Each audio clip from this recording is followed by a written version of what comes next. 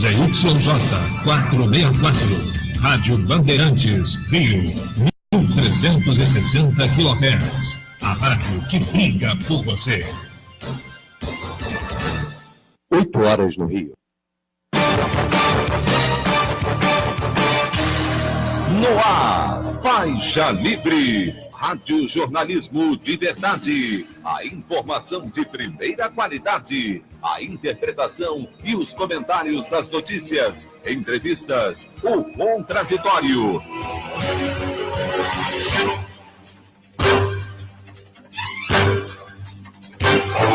Tudo para aproximar você cada vez mais da realidade do Brasil e do mundo. Apresentação, Paulo Passarinho.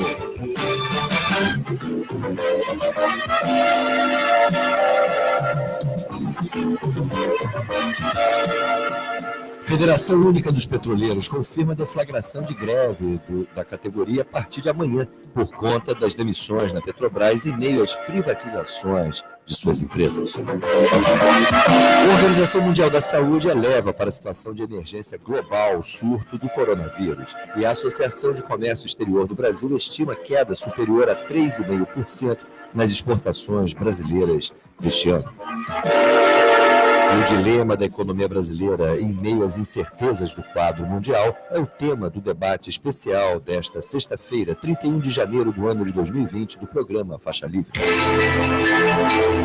Cobertura, precisão, jornalismo com responsabilidade. Rede Bandeirantes de Rádio.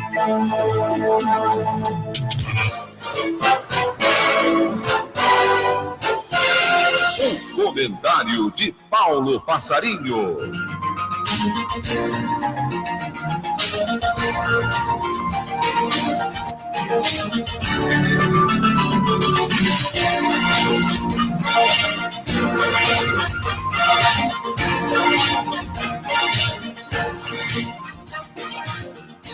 Bom dia, ouvintes.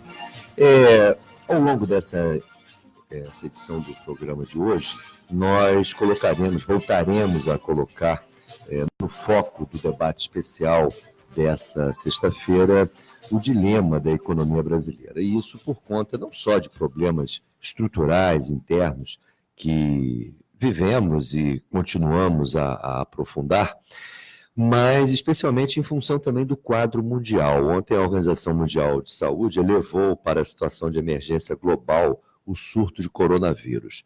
E a Associação de Comércio Exterior do Brasil estima uma queda superior a 3,5% nas exportações brasileiras neste ano, principalmente por conta da projeção a respeito dos efeitos econômicos que esse surto irá produzir no comércio internacional, mas particularmente no dinamismo da economia chinesa.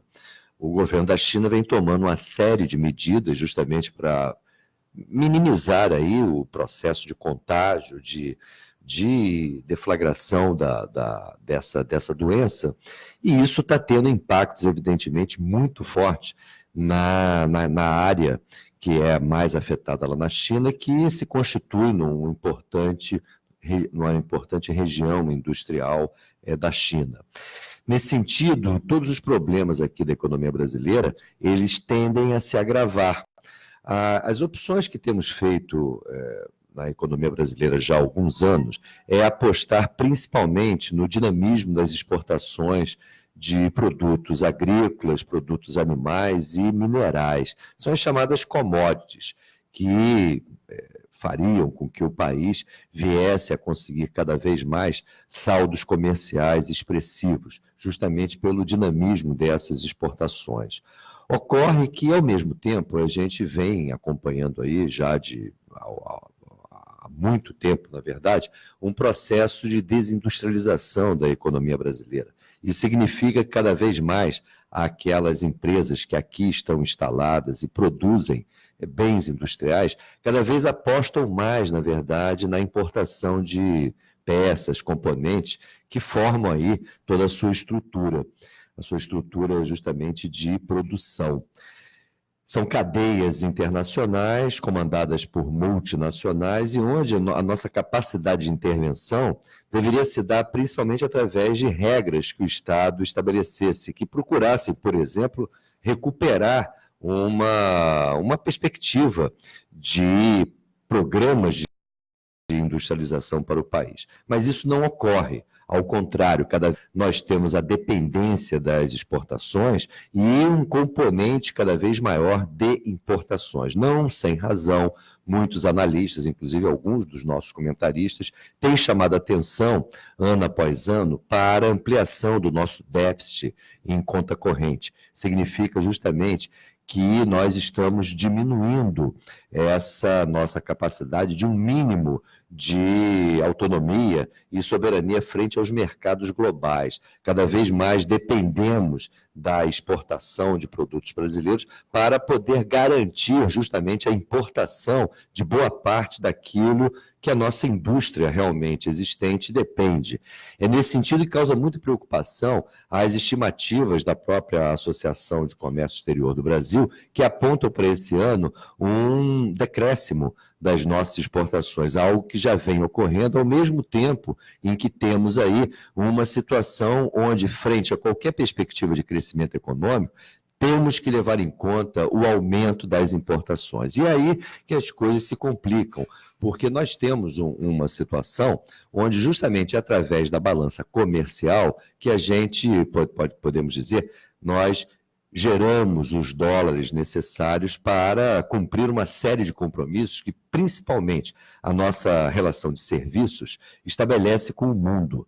Nós pagamos parcelas importantes aí de recursos ao exterior por conta dos fretes que nossa economia depende, fretes internacionais, pagamento de royalties, remessa de lucros e dividendos, e especialmente os royalties que acabamos pagando para empresas internacionais. Essa nossa conta de serviço, além do pagamento de juros das empresas privadas, principalmente, acaba gerando um encargo para o país muito pesado. Numa situação onde as exportações brasileiras continuam em queda, é evidente que teremos cada vez mais problemas aí para o financiamento da nossa conta externa. É lógico que isso se pondera que o Brasil atrai muito recursos que entram aqui pela conta de capital, bem como existe aí toda a segurança que as nossas reservas internacionais nos dariam. O problema é que essas reservas internacionais já foram queimadas esse ano em mais de 10%. E, ao mesmo tempo, nós temos a incerteza do quadro global, que justamente poderá afetar ainda mais esse dinamismo exportador da economia brasileira, onde hoje, de alguma maneira, nós dependemos. É nesse sentido que ganha relevância o debate que teremos logo mais. Como que a economia brasileira poderá enfrentar mais essa fase onde as situações de risco para a economia brasileira se colocam de maneira mais evidente ainda. Portanto, é uma situação que complica o problema econômico brasileiro e que a gente tem que acompanhar com muita atenção. Esse será o objetivo maior dessa nossa discussão de logo mais. Teremos também entrevistas aí com os dirigentes aqui na edição de hoje, tanto da Federação Única dos Petroleiros, que ontem confirmou a deflagração de greve da categoria a partir de amanhã, por conta das demissões e principalmente das privatizações que estão em curso dentro da empresa. A Federação Nacional dos Petroleiros, a FNP, também vai conversar conosco para expor a sua posição frente à atual situação da Petrobras. Dentro de instantes, começaremos as nossas entrevistas e, em seguida, o debate especial dessa sexta-feira aqui do programa Faixa Livre. A opinião do Faixa Livre.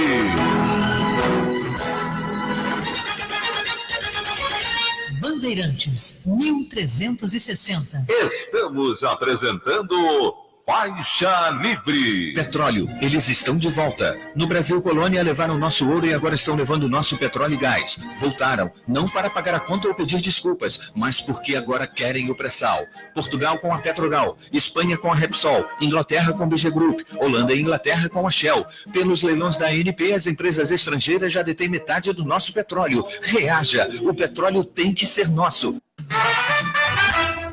Você, ouvinte do programa Faixa Livre, pode ajudar a mantê-lo no ar.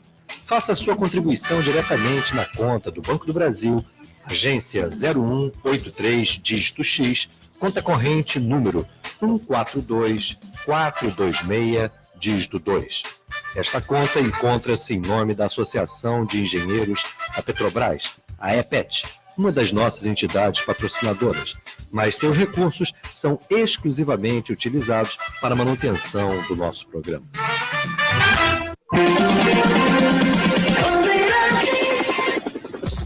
Trânsito. O ouvinte da Band que segue pela zona norte da cidade dobrar a atenção por conta de quedas de árvores registradas. Observamos agora há pouco na Avenida Paula de Souza, na altura da Rua Mata Machado, um dos pontos com queda de árvore. A movimentação pela Avenida Rádio Oeste já ficando mais intensa na altura da Avenida Maracanã. Quem acesso ao elevado Paulo de Fronten com destino à altura Rebouças já começa a encontrar retenção com reflexos no elevado Rufino Pizarro. Lembrando da opção de caminho em direção à Zona Sul pelo túnel Santa Bárbara. Quer trabalhar, crescer e voar mais alto na sua carreira? Cursos técnicos e livres no Senac RJ. Inscreva-se já em rj.senac.br. Felipe Macom para a Rádio Bandeirantes, 1360 AM. Bandeirantes, 1360. Voltamos a apresentar Faixa Livre. Estamos de volta, ouvintes, com o início da nossa edição dessa sexta-feira, 31 de janeiro do ano de 2020, do nosso programa Faixa Livre, que é uma produção da jornalista Celeste Sintra, auxiliada pela também jornalista Natália Moraes, e tem no comando áudio Francisco de Assis. Meu bom dia a todos, e o meu bom dia principalmente a vocês, ouvintes, que podem aqui participar através do telefone 25431360, nos enviando mensagens eletrônicas para o endereço ouvinte@programafaixalivre, tudo junto.com.br, ou ainda diretamente enviando as suas participações para a nossa página do Facebook, Programa Faixa Livre, onde também vocês podem nos acompanhar ao vivo e a cores na transmissão que realizamos diretamente aqui do estúdio da Rádio Bandeirantes, no Rio de Janeiro. O Faixa Livre também encontra-se no formato podcast. Vocês podem conferir nosso conteúdo nas plataformas Deezer, Spotify e Castbox. A alternativa também, muito cômoda, de vocês baixarem o aplicativo do programa Faixa Livre próprio para telefones do sistema Android. Pega todos os celulares, menos os iPhones da Apple. O aplicativo é gratuito, Programa Faixa Livre, e isso permite você acompanhar o nosso programa, permitiria vocês acompanhar o nosso programa diretamente aí do seu celular, uma maneira muito mais cômoda e com um áudio muito nítido.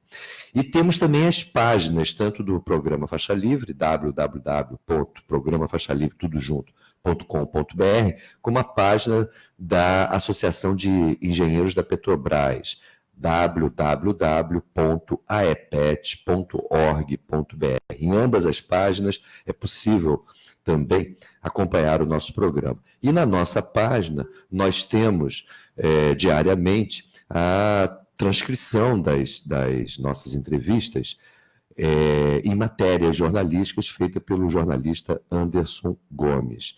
E é mais uma oportunidade que vocês têm de ter acesso ao nosso conteúdo, bem como ao próprio áudio do programa, das entrevistas que acompanham essas matérias jornalísticas. Bem, dando início às nossas entrevistas, conforme anunciei, na ponta da linha, vamos conversar com o secretário de Assuntos Jurídicos e Institucionais da Federação Única dos Petroleiros, o David Bacelar. David, bom dia.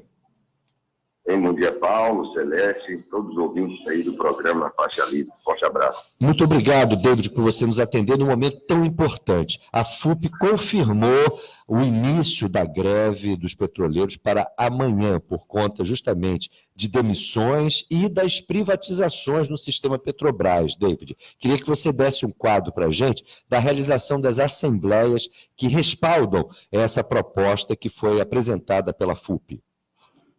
Bem, Paulo, as assembleias que foram realizadas em base do sistema Petrobras de 13 dos nossos sindicatos, elas aprovaram por ampla maioria essa greve a partir do dia 1º de fevereiro. Nós tivemos uma participação significativa da categoria petroleira, principalmente nas áreas operacionais, onde nós temos aí as plataformas, refinarias, terminais, termoelétricas, e outras áreas onde os petroleiros e petroleiras compreenderam a necessidade dessa greve devido ao acirramento dessa gestão truculenta que hoje está no comando da Petrobras. Infelizmente, não estão cumprindo com o acordo coletivo de trabalho no que tange aos fóruns de negociação relacionados a diversos temas, e ultrapassando todo e qualquer limite da razoabilidade, todo e qualquer limite da justiça do trabalho, se é que nós ainda temos justiça nesse país, acabaram anunciando a demissão de 1.000 trabalhadores e trabalhadoras ali na Fafem do Paraná, a fábrica de fertilizantes nitrogenados do Paraná, única que funciona hoje no Brasil e que atende de forma bastante profissional e com produtos bem desenvolvidos pela categoria ali, a agroindústria, principalmente da região sul do Brasil. Devido a esses motivos e a esse processo de privatização que, infelizmente, a população brasileira não consegue perceber, porque a nova gestão tem uma estratégia de privatizar a Petrobras aos pedaços, fatiando-a e vendendo a preço de banana cada ativo da empresa, a população brasileira acaba não tendo ciência do que de fato ocorre na nossa empresa. Devido a isso, a categoria, felizmente, compareceu às assembleias e aprovou essa greve a partir de amanhã, dia 1º de fevereiro. Ô, David, em relação à Fafem, a essa fábrica araucária de nitrogenados, né? A empresa diz que vai hibernar. O que significa isso, hibernar essa unidade? É desativá-la temporariamente? Exatamente, Paulo. O processo de hibernação é um processo, em outras palavras, de fechamento da fábrica.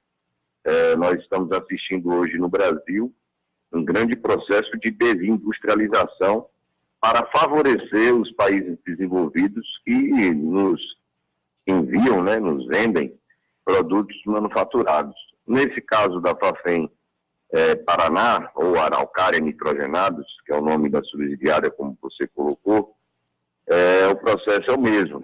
Nós deixaremos de produzir fertilizantes nitrogenados para a agroindústria brasileira, para nós termos de importar agora 100% de tudo que nós utilizamos aqui na agropecuária, na agroindústria, de importação de outros países. Estamos falando aqui de produtos desses fertilizantes nitrogenados que vêm aí da Rússia, China, países ali do norte da África e também do Canadá.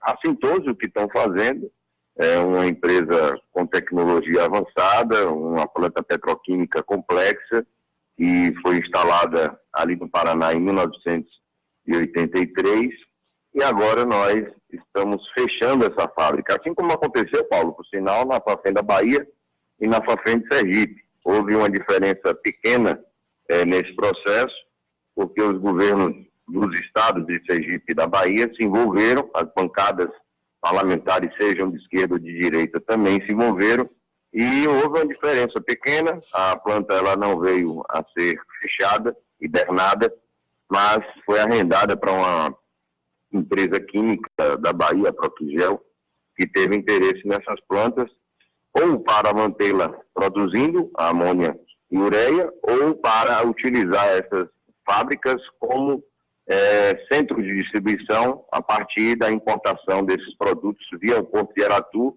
e o Porto ali de Sergipe. Infelizmente, Paulo, isso vai na onda das várias empresas que estão saindo do Brasil, né? Aqui nós tivemos recentemente a saída da Braskem do estado de Alagoas, fechou a fábrica e mudou a sua planta para o México.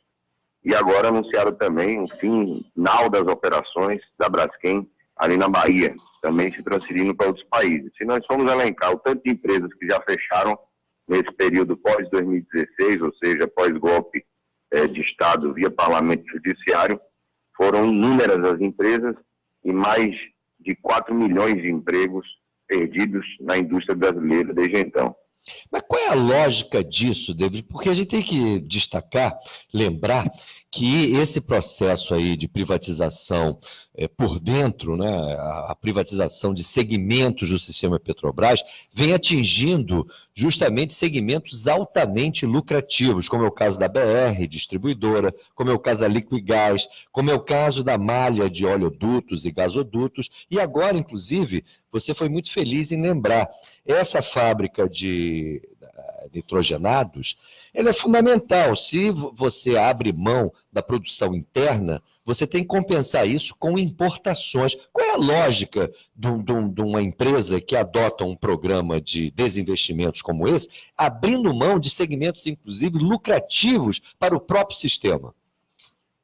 Bem, Paulo, infelizmente, quem está hoje no controle do país é um imbecil, que é um fantoche, infelizmente, de neoliberais e de loucos do fundamentalismo. E na gestão da Petrobras não é diferente. Nós temos na presidência da Petrobras o Roberto Castelo Branco, um dos, como a gente já falou várias vezes, né, dos Chicago's Old, não dos Chicago's Boys, extremamente liberais, e estão implementando aquilo que eles acreditam para a economia do país. De fato, a Petrobras, a gestão da Petrobras, ela coloca a empresa na contramão das grandes empresas de petróleo e gás que se tornaram empresas de energia integradas.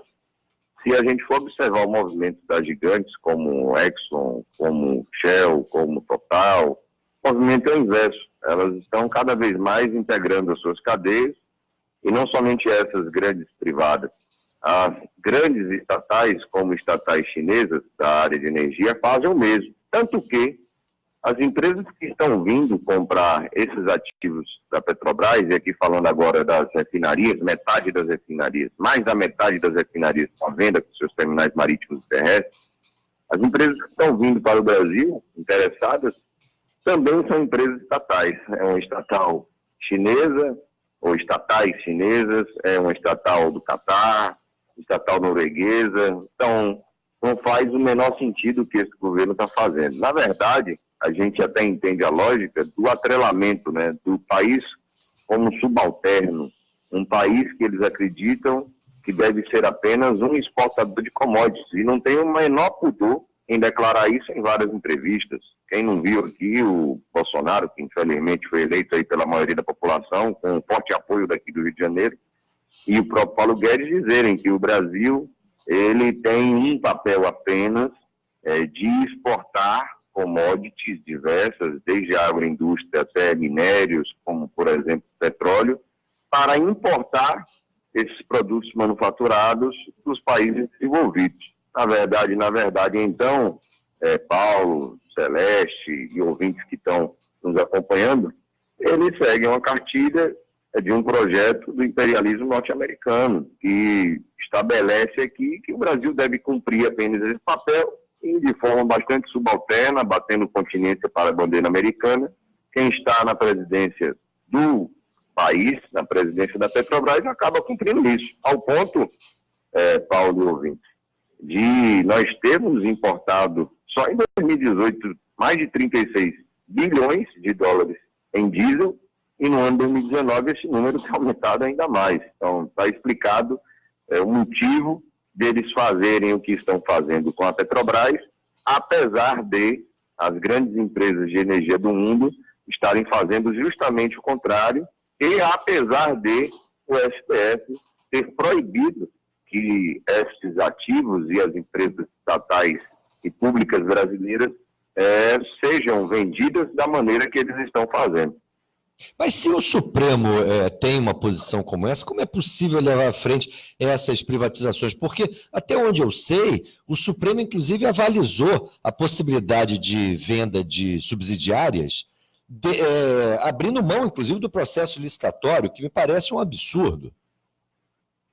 Sem dúvida. Porém, a gestão da empresa está burlando isso. Até mesmo essa decisão, que nós entendemos que não foi uma decisão razoável e boa para o Brasil, principalmente para a soberania nacional, foi um tema bem tratado no voto do Lewandowski. Apesar disso, a gestão da empresa está burlando isso que foi determinado. Hoje o processo que está em andamento de privatizações dentro da Petrobras é um processo onde se cria subsidiárias para depois vendê-las. Ou seja, eles dão um bypass, uma bula à decisão que foi tomada pelo Supremo Tribunal Federal. Isso aconteceu com a BR Distribuidora de uma maneira assim traumática, onde a empresa praticamente foi dissolvida na Bolsa de Valores, uma empresa 100% Petrobras, sem nenhum questionamento, infelizmente, de boa parcela da sociedade, e hoje já está a BR Distribuidora nas mãos de vários fundos de pensão e bancos de investimento. E a Petrobras dizendo que vai se desfazer dos 30% que ainda ficou da BR Distribuidora, como você colocou, é praticamente o caixa registrador da Petrobras, é o que comercializa, o que vende todos os derivados, principalmente para a população brasileira. E estão fazendo isso com as refinarias, estão fazendo isso com as nossas termoelétricas, estão fazendo isso, como você colocou, com a nossa malha de gás no Sudeste, no Nordeste. Tudo foi feito dessa maneira. Cria-se uma subsidiária e vende. É tudo um absurdo.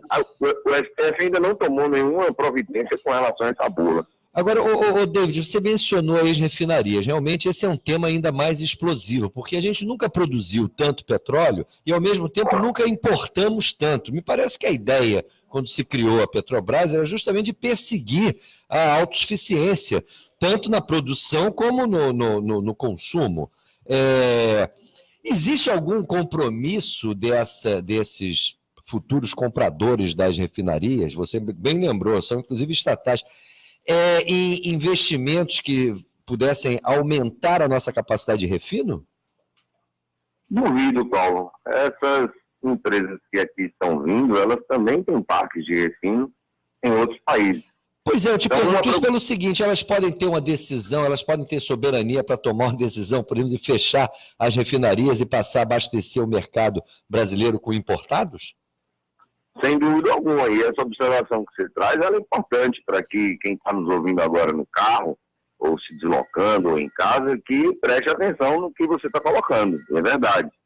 Uma grande preocupação, por exemplo, lá na Refap, a refinaria Alberto Pasqualini, em Canoas, no Rio Grande do Sul, é essa. Porque a Refap, por exemplo, ela tem um gigantesco parque de tankagem dentro da refinaria.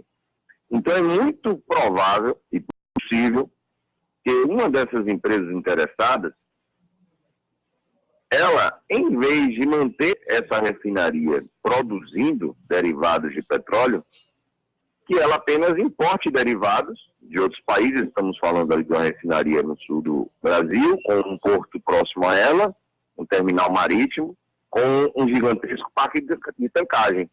E essa empresa, que tem refinarias em outros países, que ela importe derivados das suas outras refinarias e traga esses derivados para cá, como gasolina, diesel, por exemplo, para o sul do Brasil e distribua esse produto em todo o sul do país. Nada impossibilita, nada proíbe que isso aconteça e isso poderá acontecer. Então isso significará o quê? Significará que empregos, renda, que são gerados ali para aquela região e para todas as outras refinarias do Brasil, deixem de existir aqui no Brasil, existam em outros países.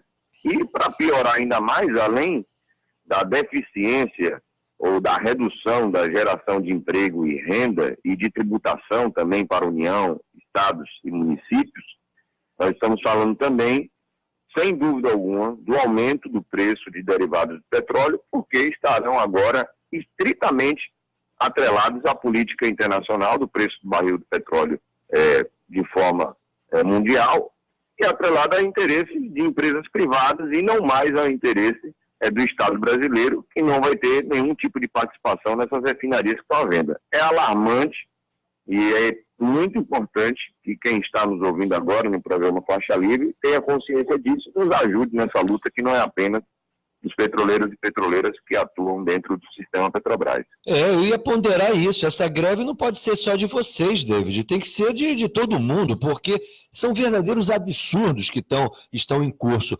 Como é que está aí a articulação da FUP com a Central Única dos Trabalhadores, com outras centrais sindicais, com os partidos políticos? Essa greve tem que se generalizar, David. Se for só vocês ficarem nessa batalha, me parece que a situação não será a mais positiva. Como é que você vê essa possibilidade dessa greve dos petroleiros puxarem um movimento muito mais vigoroso de oposição a essas verdadeiras barbaridades?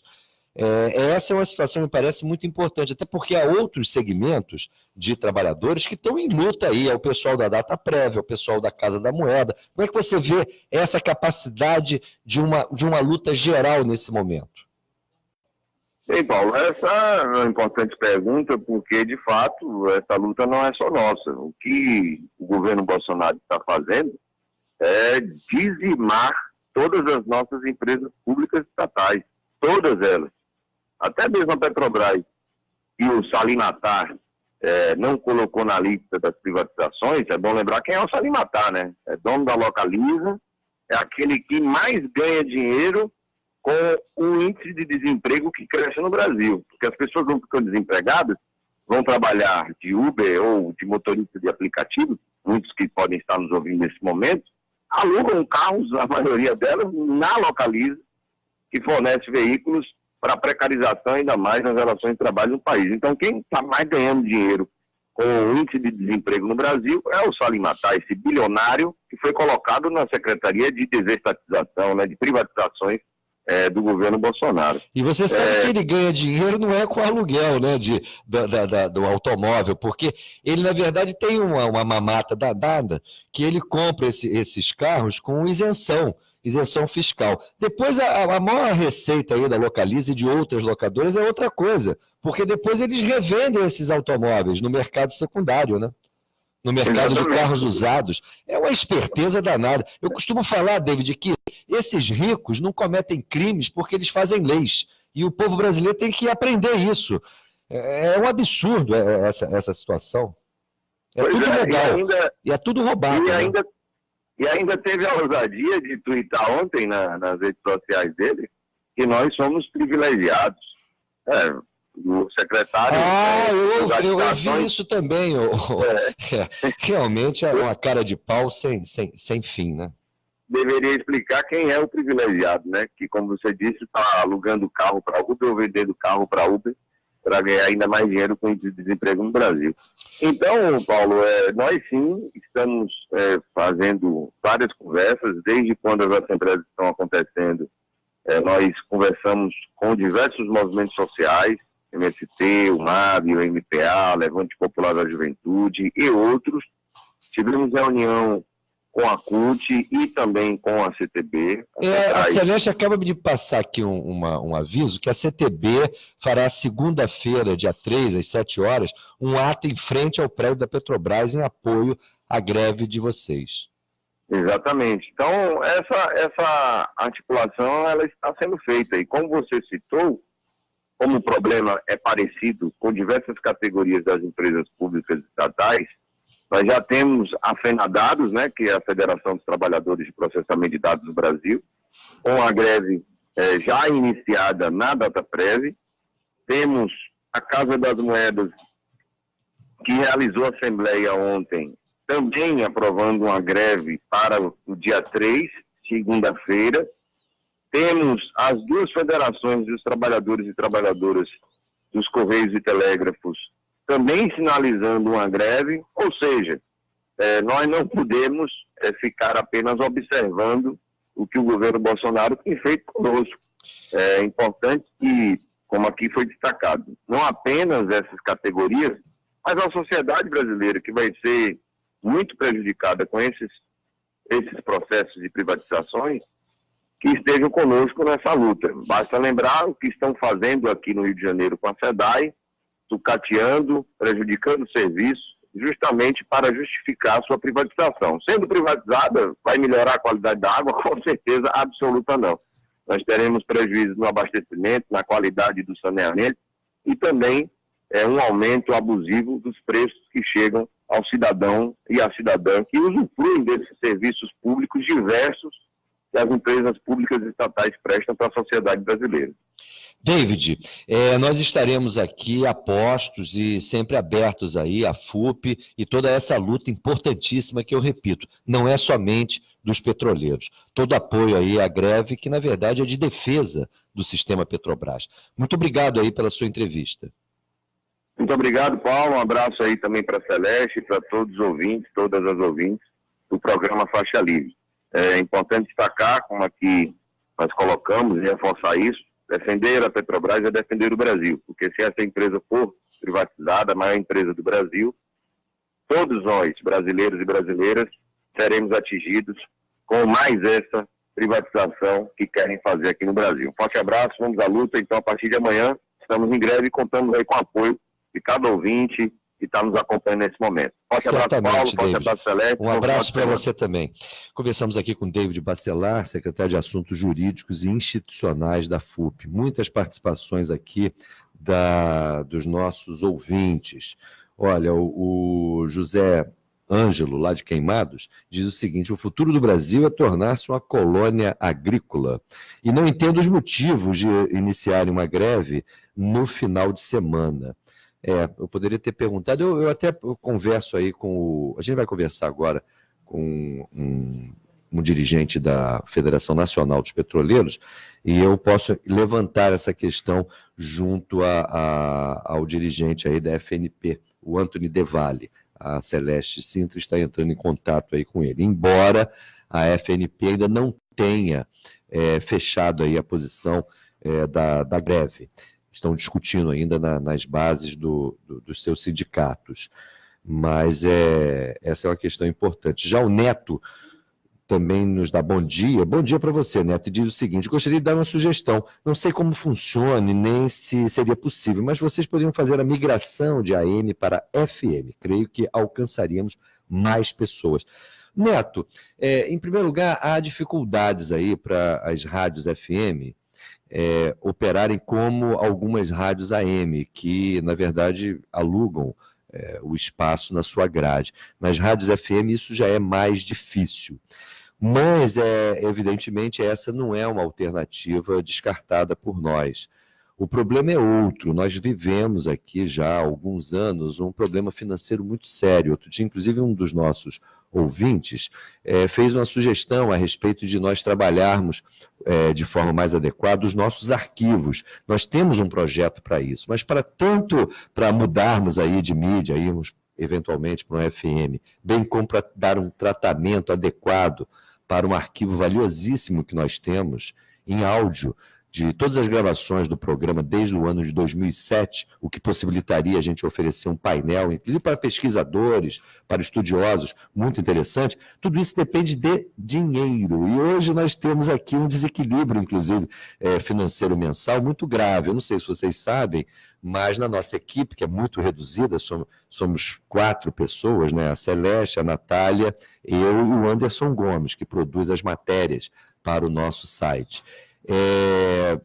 Eu e a Celeste, por exemplo, a gente recebe de vez em quando, a gente abriu mão na prática aqui de receber. Eu acho que a última vez que a Celeste recebeu foi, por exemplo, a nossa remuneração referente ao mês de agosto do ano passado. E eu mesmo, a última vez que eu recebi foi referente ao mês de julho do ano passado. Então, nós temos um atraso imenso, inclusive no pagamento aqui do nosso Prolabore, que diga-se de passagem, quase que simbólico. O que a gente consegue manter em dia, evidentemente, são os compromissos de pagamento aqui de aluguel da rádio e, principalmente, a remuneração da Natália e do Anderson. Então, a nossa situação é muito difícil. Agora, a gente vem levando aí, na base da combatividade, da militância, e porque a gente realmente acho o mais importante é o faixa livre se manter de pé. Às vezes eu até brinco aqui, digo que o faixa livre é como samba, agoniza, mas não morre. Bem, mas é muito válida aí a tua sugestão, Neto, muito obrigado. O Fernando Fiuza de Castro diz, bom dia, passarinho, bom dia, Fernando. Ele pergunta, você se lembra quando outro dia eu escrevi dizendo que o Moro é o Temer do Bolsonaro? Pois então, segundo a revista Época, ele já está analisando a possibilidade. Na matéria, é destacado que ele está de olho nas pesquisas eleitorais com seu nome para presidente. Desde o início, desde quando ele aceitou, né, o convite para ser ministro do Bolsonaro. Tinha aquele papo do acordo de ali para o Supremo, também essa é uma alternativa, mas ele, evidentemente, está de olho aí na sucessão do Bolsonaro. Não à toa, ele há 2 semanas, ele inaugurou uma conta no Instagram, né, uma das mídias aí mais acessadas pela nosso povo atualmente. A Marina, lá de Maricá, nos dá bom dia também. E bom dia para você, Marina. E ela diz, recebi um vídeo de uma conhecida bolsonarista a respeito da ferrovia Norte-Sul.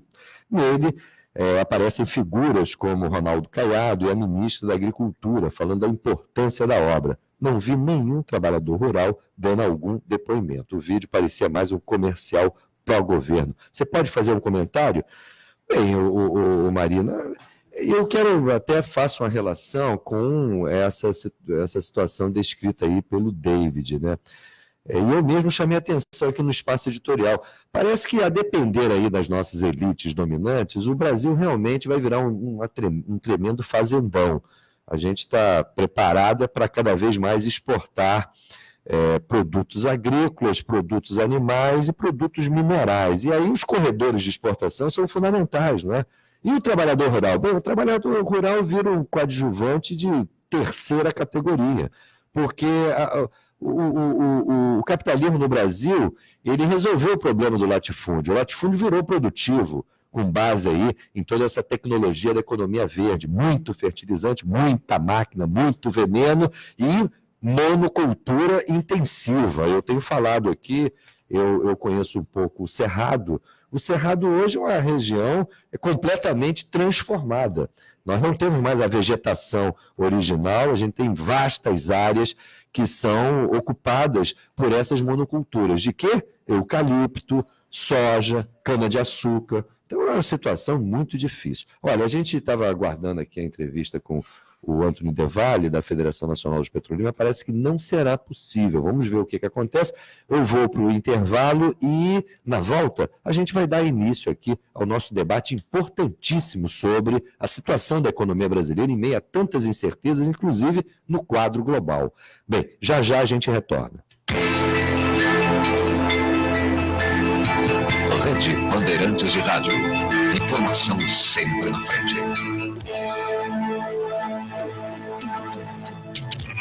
Estamos apresentando Faixa Livre. Ouça, acompanhe e participe do programa Faixa Livre.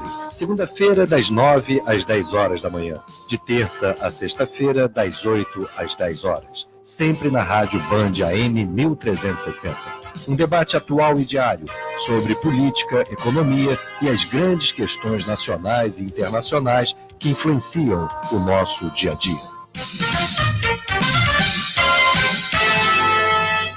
Por um Brasil mais forte, justo e transparente. A sociedade não aceita mais uma administração pública ineficiente em que a corrupção e a ilegalidade fazem parte do dia a dia dos jornais. O Brasil precisa de moralidade e profissionalismo, de servidores públicos éticos e competentes. Precisamos acabar com o clientelismo e a terceirização nos órgãos públicos. Não é justo que o Brasil seja administrado por alguém que não foi eleito e nem fez concurso público. Quem passa num concurso público tem legitimidade e competência para ocupar esse espaço e ajudar a construir um Brasil melhor. São esses brasileiros os responsáveis pela defesa do interesse nacional, fiscalizando os agentes públicos e privados, elaborando políticas públicas e controlando o cumprimento da lei. Não podemos permitir o desmonte das carreiras de Estado em favor de interesses político-partidários. Valorizar o servidor concursado efetivo é preservar as liberdades democráticas e os direitos do cidadão. Movimento Nacional em Defesa do Estado Brasileiro.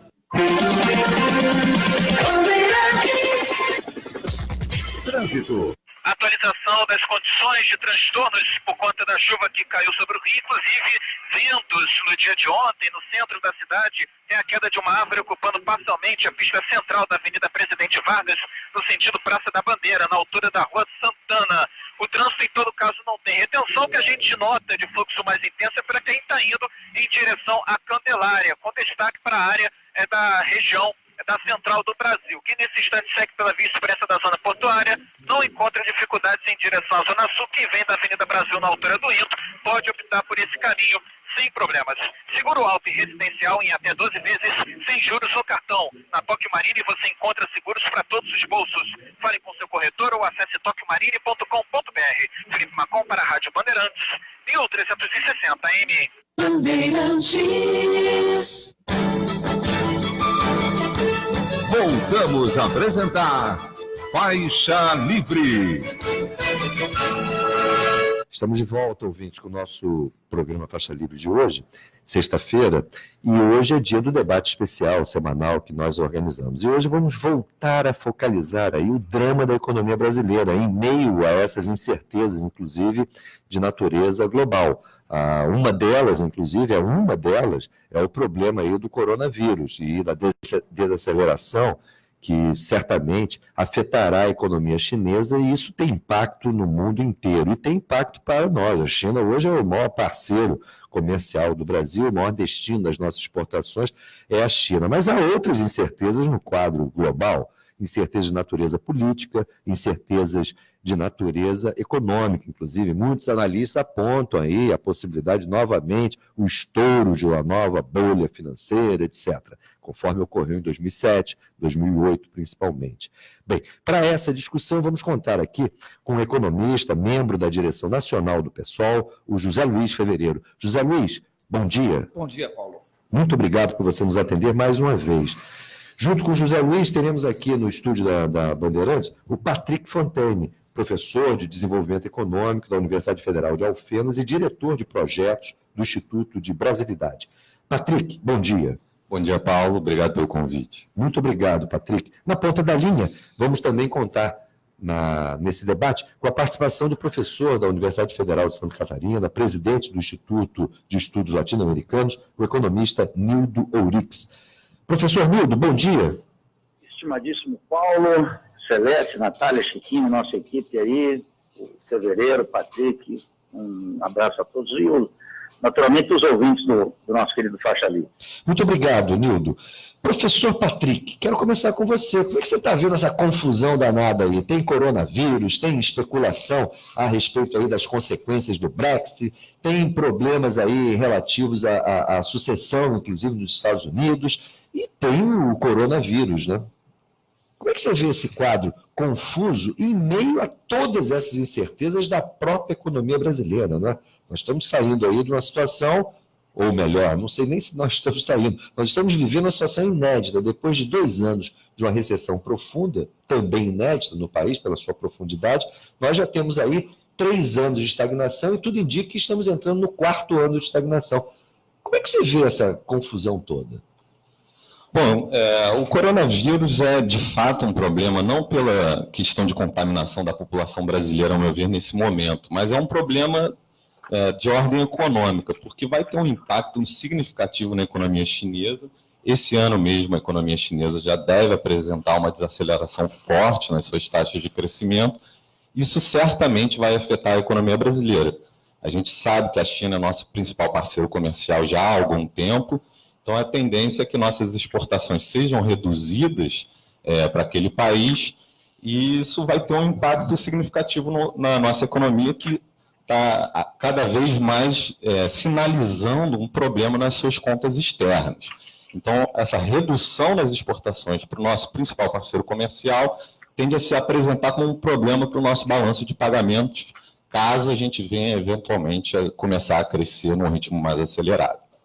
Como é que você vê esse quadro, Zé Luiz? Eu chamei a atenção, inclusive, aqui no editorial de hoje, para esse aspecto aí que o professor Patrick levantou. A gente já vem acumulando aí uma ampliação do nosso déficit em conta corrente. muitos analistas, inclusive aqui no próprio Faixa Livre, já chamaram a atenção disso. Esse déficit tende a aumentar, inclusive, com essa perda aí de receitas que possivelmente teremos de exportação. E, ao mesmo tempo, a economia brasileira, para funcionar precariamente, ela cada vez depende mais de importações. Ou seja, esse problema do déficit em conta corrente tenderá a se ampliar. Como é que você vê isso? Paulo, primeiro, sobre a questão do coronavírus, eu não sou médico, portanto não tem como avaliar a extensão disso, mas se for semelhante a SARS ou então a H1N1, isso tem impacto no curto prazo que tende a se diluir no médio prazo, se ficar do tamanho que ficaram aquelas duas epidemias. Com relação ao nosso déficit em conta corrente, eu acho que a aposta que o governo faz é bastante preocupante, porque eles, como a produção de petróleo tem aumentado muito, a partir de reservas constituídas há 5, 6 anos atrás, investimentos que entram em maturação agora, a tendência é que as exportações brasileiras líquidas de petróleo aumentem. E isso deu um fôlego para essa política de destruição da indústria brasileira. Então, assim, é possível que esse problema que venha a acontecer, mas só venha a acontecer daqui a 7, 8 anos. O que é mais grave, porque quanto mais rápido o problema se materializar, mais rápida terá que ser feita a correção de rumos. E eu acho que o governo aposta que vai compensar isso com exportações de petróleo, com o complexo agroindustrial e tal, e que, portanto, isso não é um problema. Na cabeça dos liberais, o raciocínio é mais ou menos esse. Como a tendência é que a exportação líquida de petróleo de fato aumente, isso pode dar um fôlego, né? Pode dar uma sensação de tranquilidade. Quanto mais tempo essa sensação de tranquilidade continuar, pior será. Porque nós estamos perdendo densidade na indústria 2.0 sem nos posicionarmos para entrar na indústria 4.0. Traduz aí para o nosso ouvinte. Vamos lá. Que é a indústria tradicional, a indústria mais tradicional, que vem do século XX, com grandes fábricas, né? Essa indústria, nós vimos perdendo já há alguns anos elos da sua cadeia produtiva. Por outro lado, no novo terreno, que é ligado à tecnologia da informação, à inteligência artificial, o Brasil não existe. Não há nenhum projeto, pouco que havia de projetos foram desmontados, não há nenhum projeto de posicionar o Brasil na vanguarda do desenvolvimento tecnológico em nenhuma das áreas ligadas a isso. O que coloca para nós o seguinte quadro: estamos perdendo elos da indústria tradicional sem nos posicionarmos para ocupar espaços na nova indústria que vem por aí e que certamente vai ser o futuro. Você chamou a atenção de uma estratégia que possivelmente o governo usará para compensar aí o déficit em conta corrente, que é a aceleração da exportação do petróleo. E a receita com essa venda de estatais que o governo pretende, também isso não pode ajudar aí a estratégia do governo? Isso no curto prazo sim, mas isso não são valores que de uma forma agregada tenham um impacto no horizonte de 6 a 7 anos. Isso aí ajudou o governo a reduzir um pouco o déficit esse ano, a cumprir as metas de déficit primário, mas isso não tem, até porque as empresas que têm sido privatizadas por um preço muito menor do que o seu retorno estratégico a médio e longo prazo. O que motiva mais é essa questão dita problemática fiscal, né? Acho que não é nem isso, é ideológico mesmo. Quer dizer, é a ideia de que o Estado não tem que estar em nenhum setor, em nenhuma área do setor produtivo. É algo, assim, a diferença do Paulo Guedes para os liberais tradicionais, que a gente se acostumou a conviver com eles, é que o Paulo Guedes é um sujeito de manual, né? E os outros têm algum nível de pragmatismo. Esse não tem nenhum. Esse não tem nenhum. É um sujeito que opera com base em manual. Então o pragmatismo é de outra natureza. Não. Normalmente vem associado. É o pragmatismo do mascate. Normalmente vem associado. Eu às vezes mando um aqui que ele é o Paulo Damares Guedes, né? Professor Nildo, como é que você vê esse quadro? Bem, eu acho que existe desde muito nos Estados Unidos e na Europa uma discussão séria sobre a desaceleração da China e a crise nos Estados Unidos, a despeito da taxa baixíssima de desemprego e um ensaio de recuperação da economia estadunidense, mas o quadro, antes de qualquer epidemia, etc., é um quadro muito preocupante. Há vários analistas, eu não queria me estender sobre isso. E a forma com que o governo dos Estados Unidos tenta lidar é naturalmente multiplicando o déficit. Ninguém pode esquecer que Trump se elegeu com a ideia de que, num curto espaço de tempo, reduziria o déficit. O déficit dos Estados Unidos, o déficit público dos Estados Unidos, já alcança quase 5% do PIB, é uma cifra de 13 trilhões para os próximos 10 anos. Aí quer dizer, um país que tem soberania monetária pode fazer isso, né? Não é o caso nosso. Então, esse é o primeiro aspecto. Por que nós não temos soberania monetária, professor? Porque nós somos um país dependente e periférico, como você mesmo disse aí, para conseguir o dólar, tem que fazer essa política da economia exportadora, que sempre foi a nota dominante, passou por Cardoso, por Lula, por Dilma, por Temer e com Paulo Guedes, e é o que eles estão fazendo de maneira mais acelerada. E nesse contexto não há nenhuma diferença entre o sistema petucano, ou a administração petucana do Plano Real, Temer e Bolsonaro, exceto o ritmo da transformação. Agora, aqui no Brasil, você fala do déficit, do déficit que nós temos, que é um déficit do balanço de pagamentos gigantesco. Eu tenho um foco distinto do fevereiro.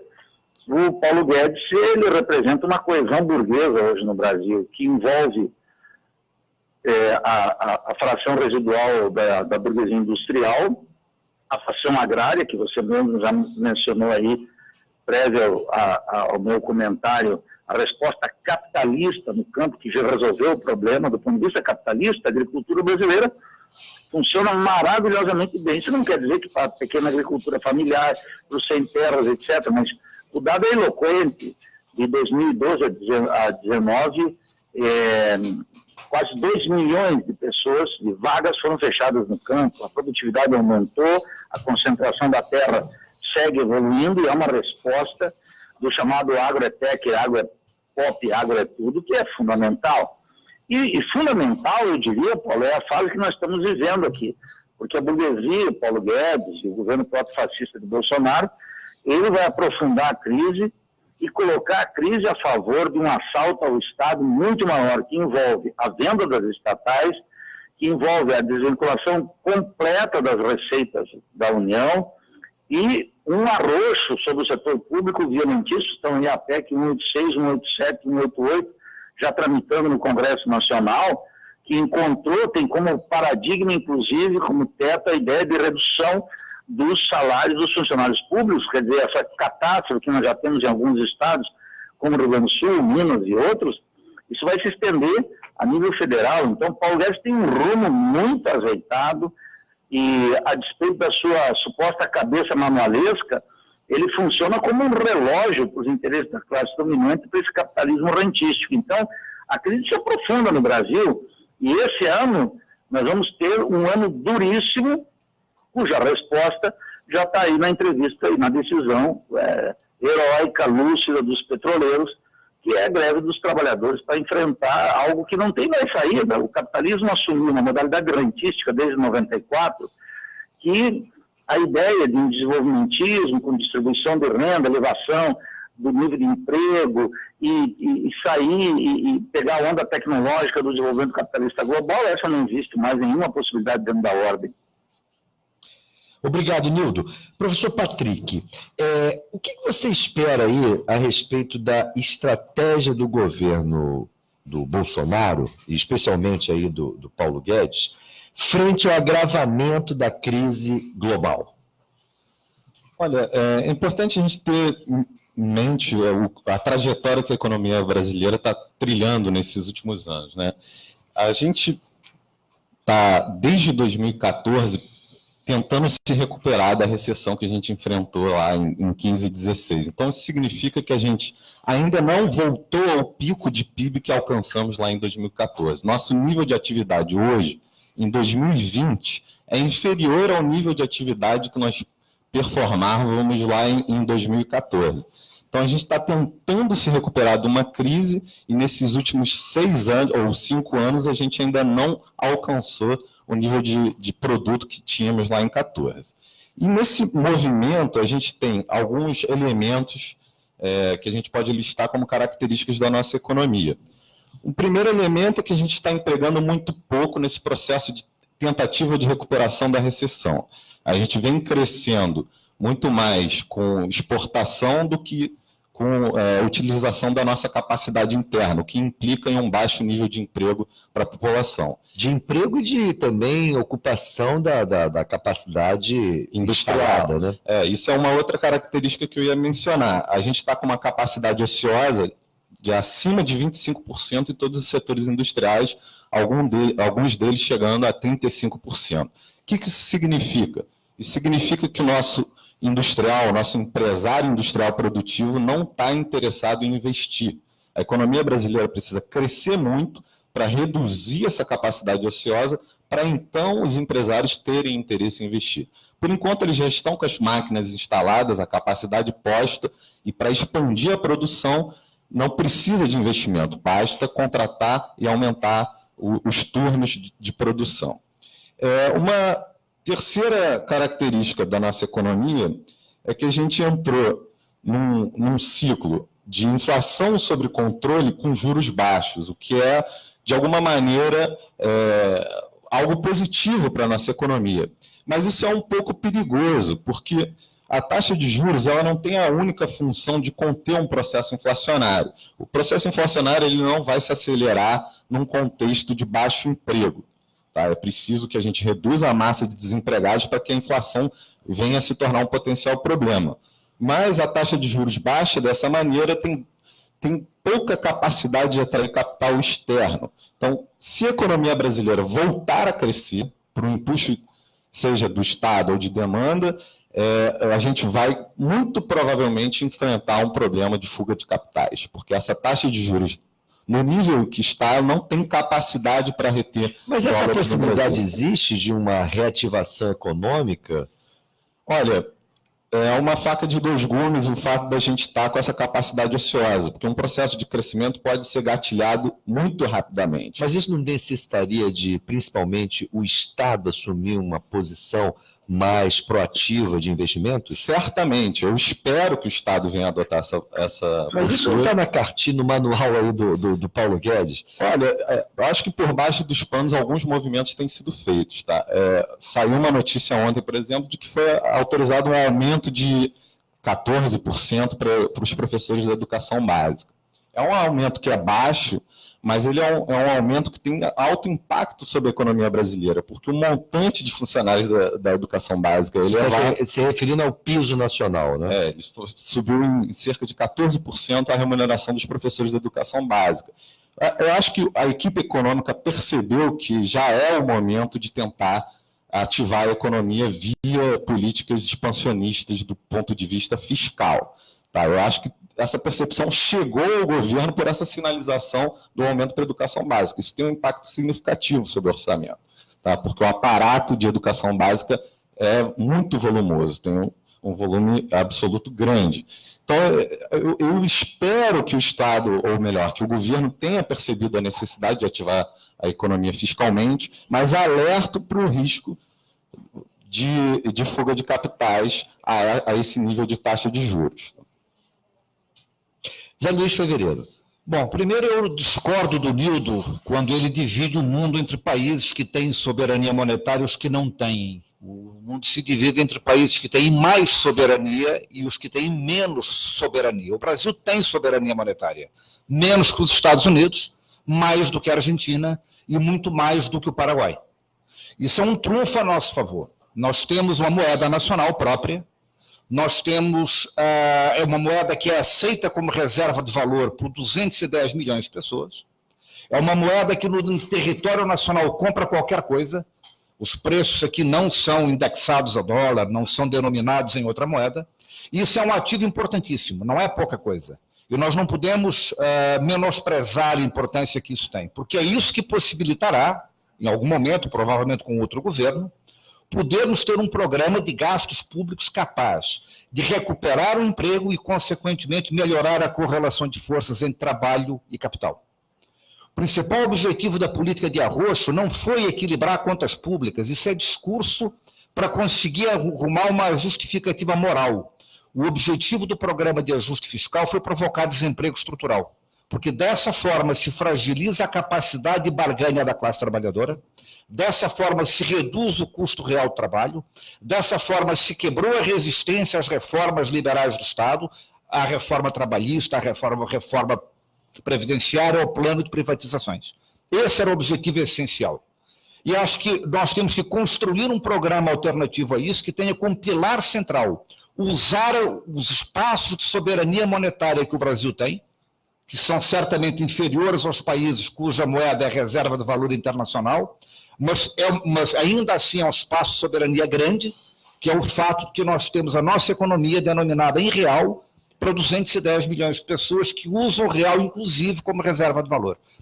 Qualquer programa econômico alternativo tem que ter isso como base, porque se nós não recuperarmos o emprego, se nós não conseguirmos recuperar, consequentemente, a autoestima e a capacidade das classes trabalhadoras de brigarem pelos seus interesses, e isso não será possível num quadro de 13 milhões de desempregados e mais de 15 milhões subempregados, nós não conseguiremos mudar a correlação de forças.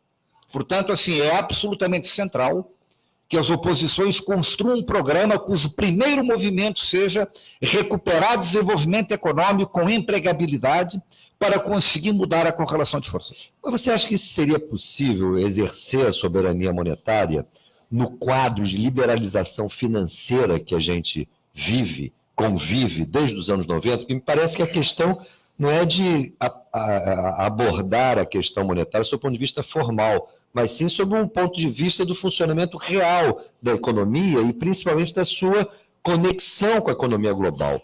O fato de a gente operar o regime de câmbio flutuante que sustenta a liberalização financeira não prejudica essa soberania monetária? Era inexorável algum mecanismo de controle de capitais. É insustentável você ter uma política de soberania. Para recuperar a soberania. Tá. Você tem que ter controle de capitais. E a flutuação tem que ser uma flutuação suja, né? A flutuação controlada pelo Estado. Ela é importante, mas ela sempre não foi suja, essa flutuação? Alguns momentos mais, em outros menos. Mas, por exemplo, vou dar um exemplo. Quando estoura a crise de 2008, começa um movimento de fuga de capitais aqui.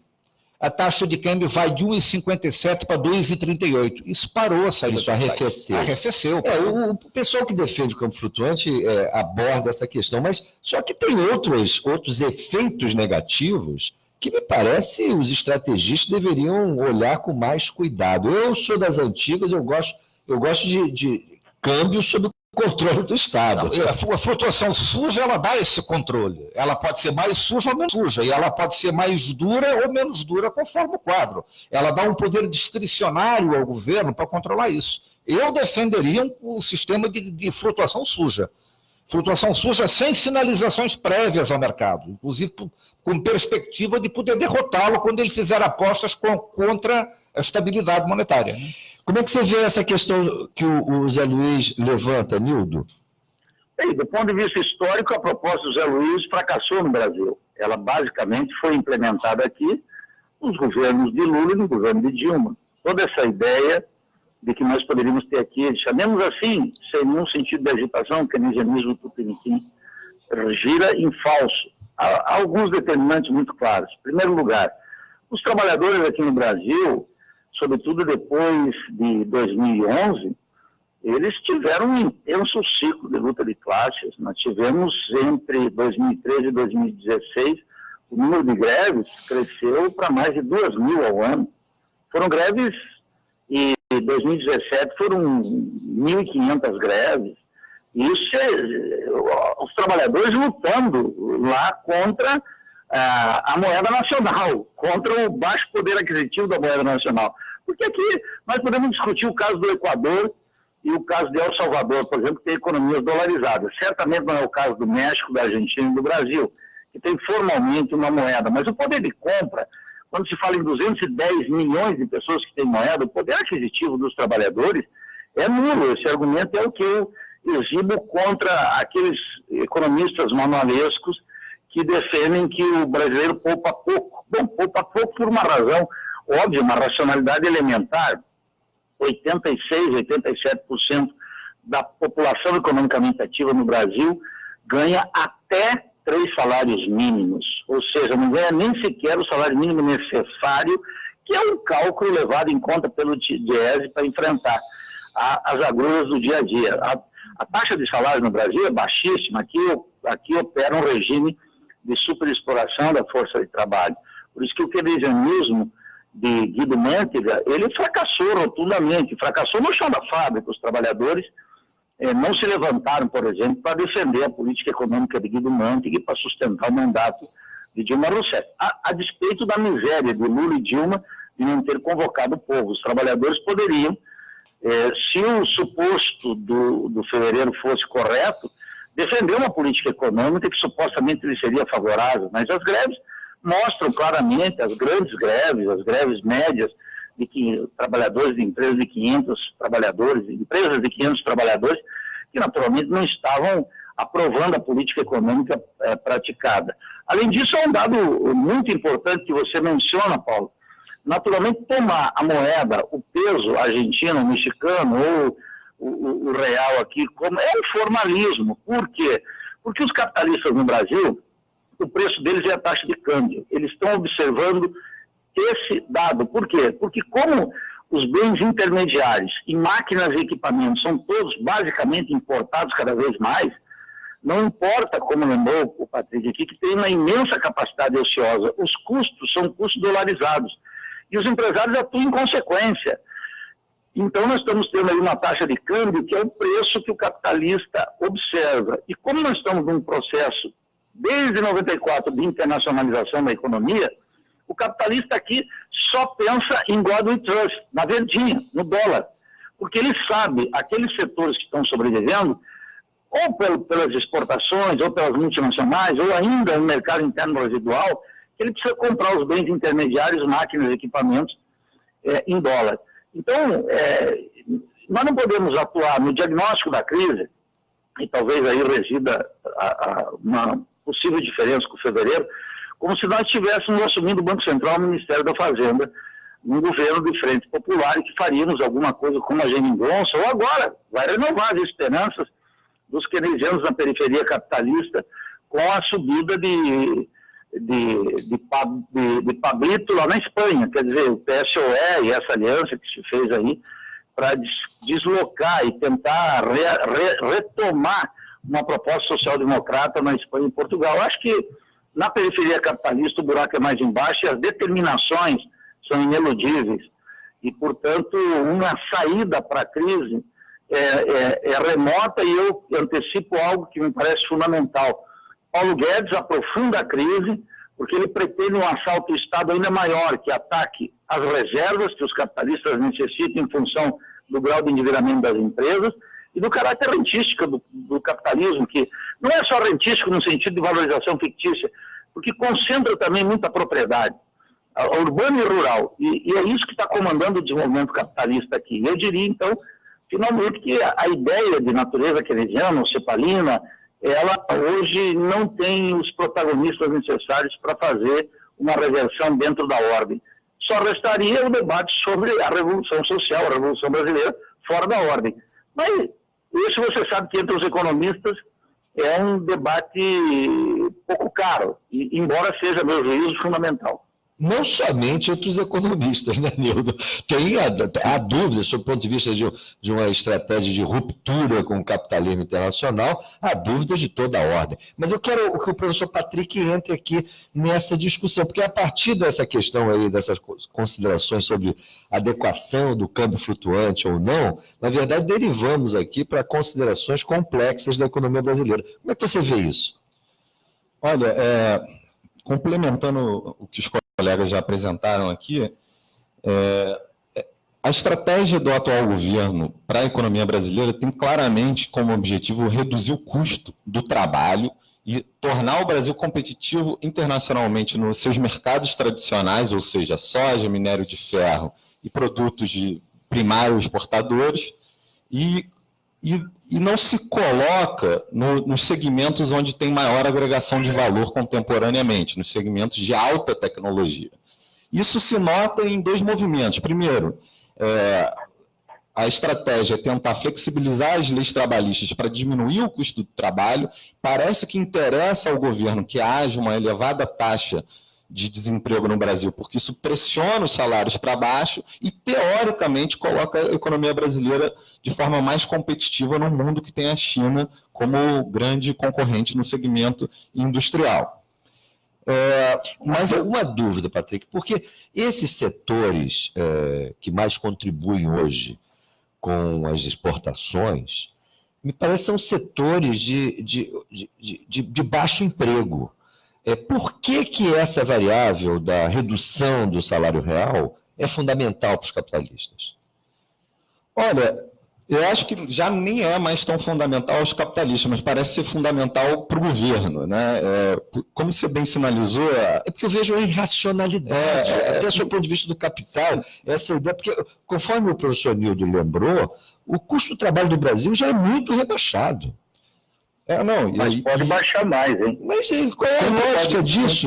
Sempre pode baixar mais. E, de alguma maneira, isso também não interessa só aos setores de exportação, isso também interessa aos fornecedores para o mercado interno. Tá? Então, a indústria que abastece a economia brasileira vai ter um custo reduzido porque o salário baixou. Então, consegue competir com o estrangeiro para fornecer para a economia brasileira. Mas o risco disso é a população com cada vez um poder aquisitivo mais rebaixado. Pois é. E essa racionalidade que eu não consigo entender. E aí a gente olha para a economia brasileira, a gente vem perdendo empregos acima de R$2.000 desde 2012. Tá? A gente não consegue gerar empregos de qualidade. Então está sendo divulgado no jornal que no ano de 2019 foram criados empregos. Mas, na realidade, foram destruídos empregos de qualidade e criados muitos empregos de baixíssima qualidade. Não, isso vem desde o ano de 2003, porque o jornal Globo fez uma matéria aí e apontou que a partir desde 2006, me parece, a geração, as novas vagas, na verdade, se dão apenas naquelas ocupações com rendimento, com ganho até 2 salários mínimos. Não, isso é anterior. Inclusive, na fase aí, boom dos governos do PT, essa característica já se dava. Parece que a gente conseguiu criar alguns empregos de qualidade no miniciclo ali depois de 2004. Mas desde da virada para o ano de 2011, 2012, a gente perdeu essa capacidade de gerar emprego de qualidade porque a gente perdeu força nos segmentos industriais de alta tecnologia e nos setores de serviços com alta tecnologia embutida também. Os dados do CAGED, eles apontam uma geração negativa de vagas para as ocupações acima de 2 salários mínimos, desde lá de trás. Agora, o setor público contratou pessoas, mas aí não entra no cálculo do CAGED, né? Que é para seletista, com base, é um cadastro com base nas informações das empresas privadas, né? E só para qualificar esse dado de geração de empregos no ano de 2019, a gente precisa ter consciência de que houve uma mudança tecnológica que permitiu a geração de milhares de empregos. A chegada desses aplicativos de transporte privado gera milhares de empregos em todas as economias do mundo, não só no Brasil. Mas esses empregos são de baixíssima qualidade, com nenhuma estabilidade, e é uma salvaguarda para que não haja empobrecimento grave da população. Você considerar a criação de empregos, os chamados empregos de uberização, como algo positivo, é tentar enganar a população. Divulgar esses dados comemorando eles é uma falta de transparência com relação ao que se observa na economia brasileira. A verdade é, estamos perdendo empregos, principalmente os empregos de qualidade. E a população brasileira segue crescendo. Então, a gente não está conseguindo absorver o nosso potencial humano em ocupações de qualidade. Pelo contrário, a gente está rebaixando a qualidade dos nossos empregos ao longo do tempo. Na verdade, não estamos aproveitando nem a nossa capacidade de trabalho enquanto humanos e nem a nossa capacidade instalada produtiva. Zé Luiz? Olha, acho que esse fenômeno tem a ver com a desindustrialização, com a perda de densidade na cadeia produtiva. Aquilo que gera emprego de qualidade, a indústria, e alguns setores muito minoritários dos serviços de maior intensidade tecnológica que tem uma expressão em termos numéricos na geração de emprego ainda muito baixa. Portanto, isso explica porque é que a tendência já de longo prazo de perda de empregos de alta tecnologia e, portanto, salários mais altos. Voltando aqui à polêmica com o Nildo, eu considero que a tentativa dele de dizer que o que eu defendi aqui foi aplicado no governo Lula e Dilma é, no mínimo, bizarro. Porque de 2013 a 2013, o Brasil teve superávit fiscal primário, o que é um despropósito. Né? Situação razoável de equilíbrio num país como o Brasil, com soberania monetária no seu espaço nacional, é de déficit fiscal primário. Né?